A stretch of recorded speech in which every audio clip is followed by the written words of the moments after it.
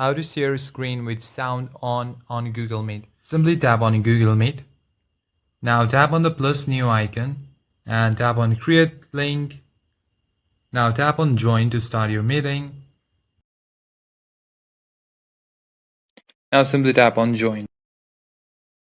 And that's it, you're on the meeting. Now if you want to share your screen, simply tap on the three vertical dot beside the call end option. Now here you'll find different option. Just below the hand there is a share screen or laptop icon. Simply tap on there and this is your share screen option. Now if you want to turn on your sound on, simply make sure that this button is checked on.